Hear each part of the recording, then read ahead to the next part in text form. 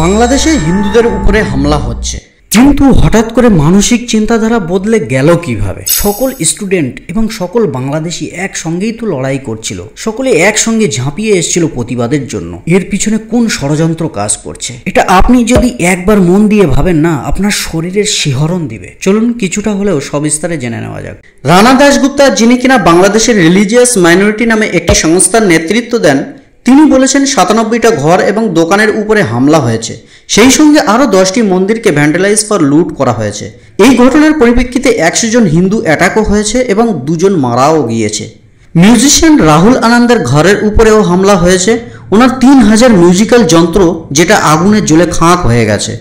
বাংলাদেশের আর্মি এবং পুলিশ এখানকার এই বিষয়গুলিকে নিয়ন্ত্রণে আনার জন্য প্রচেষ্টা চালিয়েই যাচ্ছে।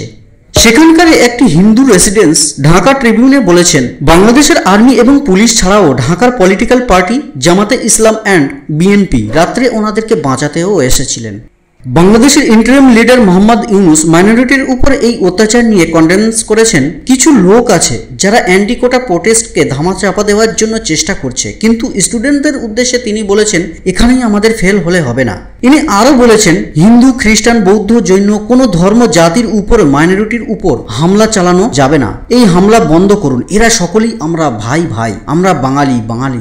উনি সেই সঙ্গে এটাও পর্যন্ত বলে দিয়েছেন যে মাইনরিটিসদের উপরে হামলা যদি না থামানো হয় তাহলে আমি রিজাইন দিয়ে দেব। যে কোনো দেশে এরকম ধরনের একজন আত্মবিশ্বাসী লিডারের দরকার। সব দেশের লিডারদের কাছ থেকে আমাদের এটা আশা করা দরকার যে সে যেন সেকুলারিজমের রাস্তায় চলে। নইলে কোনো দেশের প্রধানমন্ত্রী যদি রিলিজিয়াস পলিটিক্স বা ধর্মীয় রাজনীতিকরণের শুরু করে, মানুষের মধ্যে হিংসা ছড়িয়ে দেয়, তার চেয়ে খারাপ ব্যক্তি, তার চেয়ে জঘন্য ঘৃণা ব্যক্তি আর কেউ হতে পারে না। বাংলাদেশে হাজারো হিন্দু ঢাকা এবং চট্টগ্রামে মেসি প্রোটেস্ট র্যালি শুরু করেছে। তাদের একটাই ডিমান্ড যে আমাদের ঘর, মন্দির, দোকান বাঁচাও। তারা স্লোগান দিচ্ছে আমরা বাঙালি বাঙালি, বাংলার মানুষ।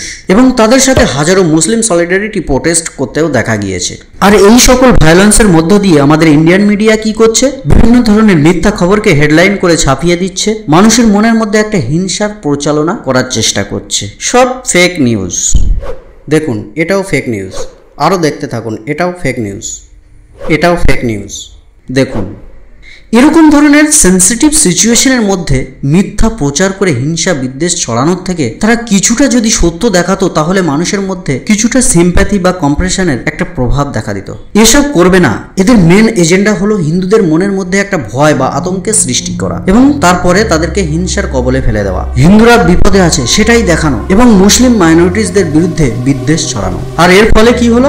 এর ফলে উত্তরপ্রদেশের গাজিয়াবাদে হিন্দুত্ববাদী একটি গ্রুপ মুসলিমদের বস্তিতে অ্যাটাক করে এবং তাদেরকে বাংলাদেশ থেকে আগত বলে আক্ষেপ করে। জাস্ট এখানেই দাঁড়িয়ে আপনি একজন সাধারণ ব্যক্তি হিসাবে আপনার বিবেক এই সিচুয়েশনের মধ্যে কি বলতে চাইছে আমাকে কমেন্ট বক্সে জানান।